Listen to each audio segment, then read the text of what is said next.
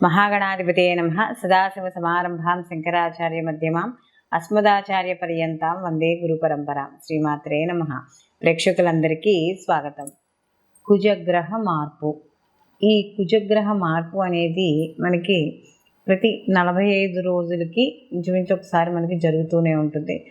మధ్యలో కుజుడు వక్రీకరించడం, స్తంభించడం ఇలాగా మనకి జరుగుతూ ఉంటాయి. అయితే ఈ కుజుని యొక్క సంచారాన్ని అనుసరించి ఇక్కడ ద్వాదశ రాశుల వారికి శుభాశుభ ఫలితాలు అనేవి ఉంటాయి. అంటే అక్కడ కుజుడు ఉండే స్థితిని బట్టి ఏ భావంలో ఉన్నాడు, ఆ భావాధిపతి ఎవరు, ఇవన్నీ కూడా మనం లెక్కలోకి తీసుకున్న ద్వారా మనకి ఈ మిగిలిన అంటే ఈ ద్వాదశ రాశుల వారికి కూడా వాళ్ళకి ఎటువంటి పనులు చేపట్టవచ్చు, ఎటువంటి పనులు చేపట్టకూడదు, అసలు వాళ్ళకి ఉండే ఆ యొక్క కుజుని యొక్క ప్రభావం వాళ్ళ యొక్క జీవితం మీద ఆ 45 రోజుల పాటు ఎలా ఉంటుంది, ఇలా రకరకాల మార్పులు ఏం జరుగుతాయి, ఇవన్నీ కూడా మనకి తెలుసుకోవడానికి ఎక్కువ ఆస్కారం అనేది ఇక్కడ మనం గోచార పరంగా మనకి కనబడుతూ ఉంటుంది. అయితే గత కొంతకాలంగా కుజుని యొక్క సంచారం అనేది కాస్త కొంచెం అంటే కొద్దిగా ఏం జరుగుతుందో ఈ కుజ మార్పు వల్ల అనే ఒక కొద్దిగా భయం అనేది కనబడుతుంది. అంటే ఆ ఇచ్చే ఫలితాల వల్ల భయం. కారణం ఏంటంటే ఈ యొక్క కుజుడు ఇటు రవితోనూ అలాగే శని భగవానుతోనూ రాహుతోనూ కూడా కలిసి ప్రయాణం చేయడం అనేది జరుగుతోంది. కాబట్టి ఈ 3 గ్రహాలు కూడా మనకి పాపగ్రహాలు, అందులో భ్రమని కలిగించే గ్రహాలు, కాస్త కొంచెం ఇంకొకటి బద్ధకం కావచ్చు, క్రోధము.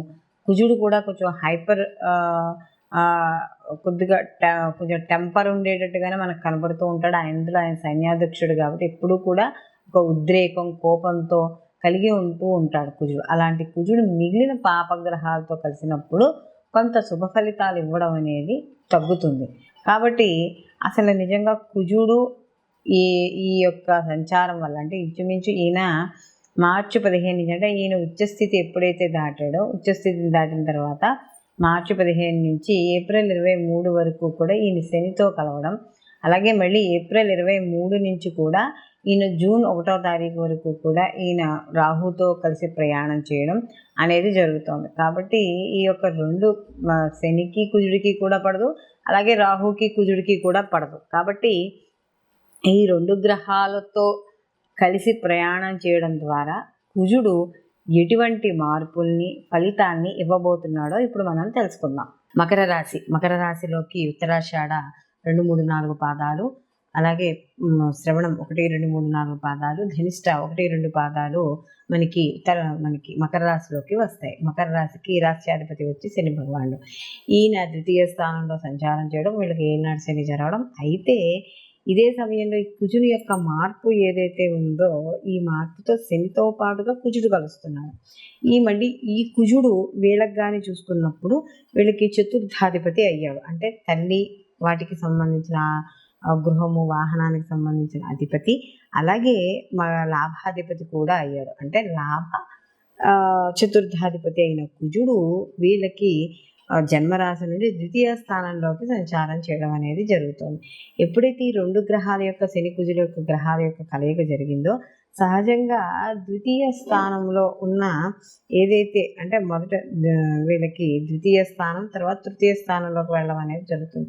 ఎప్పుడైతే ద్వితీయ స్థానంలో కుజుడు ఉన్నాడో ఏవైతే కార్యక్రమాలు మొదలు పెడతారో ఆ కార్యక్రమాల్లో విఘ్నాలు ఏర్పడడం, కుటుంబంలో సభ్యులతో కలహాలు, ధనపరంగా కొద్దిగా నష్టము లేదా ఖర్చులు అధికంగా ఉండడం ఇలా కూడా జరుగుతుంది. లేదా సమయానికి డబ్బు అందకపోవడము, కొంత ద్వితీయ స్థానంలో ఉన్నప్పుడు వాక్స్థానం కాబట్టి కొంత కుజుడు యొక్క పవర్ అనేది మనం మాట్లాడే విధానం మీద ఉంటుంది. కాబట్టి కాస్త ఎవరితోనైనా కాదు అసలు సహజంగా మాట్లాడే విధానంలోనే మంచి మార్పు అనేది తెచ్చుకోవాలి.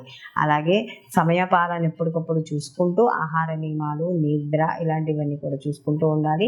శారీరక పరంగా కూడా కొద్దిగా బలహీనమయ్యే అవకాశం అనేది ఎక్కువగా కనబడుతోంది.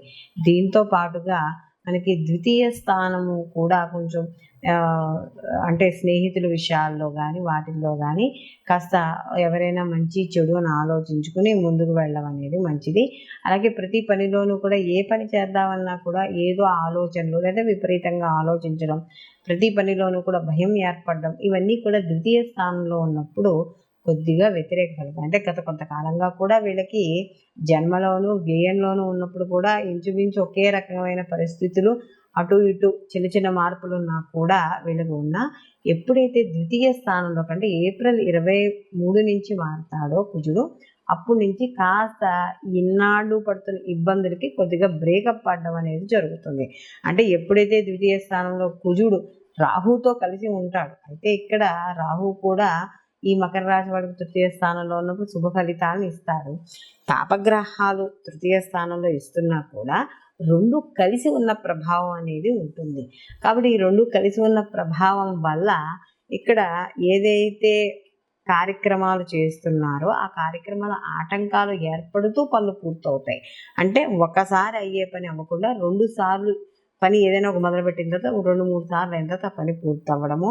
అలాగే ఇక్కడ తృతీయ స్థానంలో ఉన్నప్పుడు నూతన వస్త్రాలు కానీ, కొత్త కొత్త వస్తువులు కొనుక్కోవాలనే ఆలోచనలు కానీ, ఇంటిని డెకరేట్ చేసుకుందామని కానీ ఇలాంటి ఆలోచనలు వస్తూ ఉంటాయి. అయితే అవి ఆ పనుల్లో ఆలస్యం అవుతాయి కానీ పనులు పూర్తి అవ్వడం మాత్రం జరుగుతుంది. అలాగే ఇక్కడ తృతీయ స్థానంలో ఉన్నప్పుడు మనకి సోదరుల వర్గాల నుండి, అంటే ఎక్కువగా అన్నదమ్ముల నుండి వాళ్ళ నుండి కాస్త వ్యతిరేకతలు రావడం అనేది ఉంటుంది. ఆ వ్యతిరేకతలు ఏవైతే ఉన్నాయో వాటిని తగ్గించుకుంటే మాత్రం సామరస్యంగా ఉంటుంది. అలాగే సువర్ణాభరణాలు ఇలాంటివి కొనుగోలు చేస్తూ ఉంటాయి. అలాగే ధనలాభం ఉంటుంది. ఆరోగ్యపరంగా కూడా కాస్త అనుకూలంగా ఉంటుంది. ప్రతి పనిలోనూ కూడా విజయం సాధించడం అనేది జరుగుతుంది. అయితే ఇక్కడ రాహు మరియు కుజుడు కూడా తృతీయ స్థానంలో సంచారం చేస్తారు కాబట్టి కాస్త కొంచెం కంఫర్ట్ జోన్ ఏదైతే ఉందో అది మధ్య మధ్యలో తప్పుతూ ఉంటుంది. కాస్త కొంచెం అమ్మయ్య కాస్త రిలాక్స్ అవుదాము అనుకునే టైం మళ్ళీ ఇంకొక పని రావడం, ఏదో ఒక సమస్య కిందో లేదా వాళ్ళు చేసే వృత్తి ఉద్యోగ వ్యాపారాల పరంగానో దేనో ఒక పరంగా కాస్త ఇబ్బంది పడుతూ ఉంటూ పని అవ్వడం అనేది ఇక్కడ మనకి కనబడుతూ ఉంటుంది.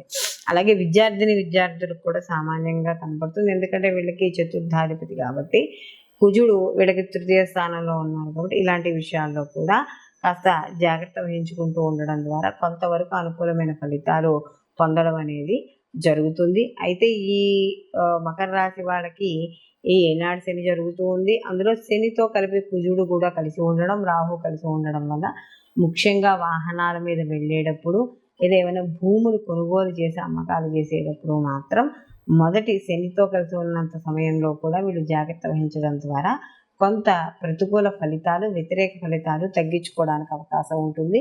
వీళ్ళు మరిన్ని మంచి ఫలితాలు పొందడానికి ప్రతిరోజు కూడా సుబ్రహ్మణ్య కరావలంబ స్తోత్రాన్ని చదువుకుంటూ ఉండడం, ఎర్రటి పూలతో సుబ్రహ్మణ్య ఆరాధన చేస్తూ, అలాగే వీళ్ళకి దీంతో పాటు దుర్గా కవచాన్ని కానీ లేకపోతే అమ్మవారికి సంబంధించిన స్తోత్రాలు కానీ పారాయణ చేసుకుంటూ ఉండడం.